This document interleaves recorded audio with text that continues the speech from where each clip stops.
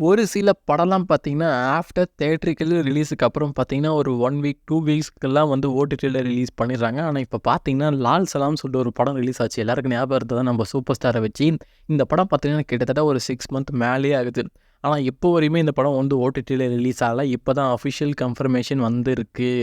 அதாவது சன் நெக்ஸ்ட்ல பார்த்தீங்கன்னா, இந்த படம் வந்து செப்டம்பர் 20 வந்து ஓடிடில ரிலீஸ் பண்ண மூவி டீம் பிளான் பண்ணிட்டுருக்காங்க. இந்த படத்த பொறுத்தவரைக்கும் பார்த்தீங்கன்னா, ஐஸ்வர்யா ரஜினிகாந்த் இந்த படத்த வந்து டைரக்ஷன் பண்ணியிருக்காங்க. இந்த படத்துக்கு நம்ம ஏ.ஆர். ரஹ்மான் மியூசிக் போட்டிருக்காங்க. இந்த படத்த பொறுத்தவரைக்கும் பார்த்தீங்கன்னா, விஷ்ணு, விஷால் 2 பேரும் இம்பார்ட்டன்ட் ரோல்ல ப்ளே பண்ணியிருக்காங்க. இந்த படத்த பொறுத்தவரைக்கும் பார்த்தீங்கன்னா, அபோவ் ஆவரேஜ்ன்னு சொல்லிட்டு ஒரு தியேட்ரிக்கலா ரன் ஆச்சு. கண்டிப்பா வந்து ஓடிடிக்காக வெயிட் பண்றாங்க நெறைய பேர். கண்டிப்பா வந்து ஓடிடில ஓரளவுக்கு ஃபாஸ்ட் ரிவ்யூ ஆகும்னு நெனைக்கிறேன்.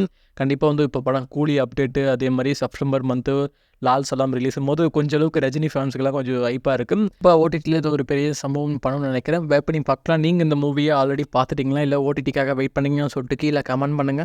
ஆக்டர் விஜய் சேதுபதி பார்த்தீங்கன்னா, நெக்ஸ்ட் வந்து டைரக்டர் பாண்டிராஜோட டைரக்ஷன்ல ஒரு படம் நடிச்சிட்டு இருக்காரு. கரண்ட்டா இப்ப பார்த்தீங்கன்னா, இந்த படத்துக்கான ஷூட்டிங் தூத்துக்குடியில போயிட்டு இருக்கு.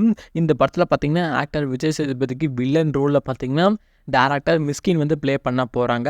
இதுக்கான பேச்சுவார்த்தை இப்போ போயிட்டுருக்கு. கரண்ட்டா பார்த்தீங்கன்னா, இந்த படத்த வந்து சத்யஜோதி ஃபிலிம்ஸ் வந்து இந்த படத்த வந்து ப்ரொடியூஸ் பண்ணியிருக்காங்க. இந்த படத்துக்கான அஃபிஷியல் அப்டேட் இன்னும் ரிலீஸ் பண்ணல. இந்த படத்த பொறுத்தவரைக்கும் பார்த்தீங்கன்னா, நம்ம மிஸ்கின் இந்த படத்துல ஆக்ட் பண்றதுக்காக ₹10,00,000 வந்து சேலரி வாங்கியிருக்காங்களாம். அதே மாரி நம்ம விஜய் சேதுபதிக்கு பேரா பார்த்தீங்கன்னா, இந்த படத்துல வந்து நித்யா மேனன் ப்ளே பண்ணியிருக்காங்க. இப்போ வந்து இந்த படம் வந்து ஒரு ஃபுல் அண்ட் ஃபுல் ஒரு ஃபேமிலி என்டர்டெயின்மெண்ட்டா தான் வரும். எப்படி பார்க்கலாம் பாண்டியராஜ் நம்ம விஜய் சேதுபதி எந்த மாரி இந்த படத்துல காட்ட போறாருன்னு சொல்லிட்டு நீங்க இந்த காம்போக்காக எவ்வளோ வெயிட் பண்ணீங்கன்னு சொல்லிட்டு கீழ கமெண்ட்ல தட்டி விடுங்க.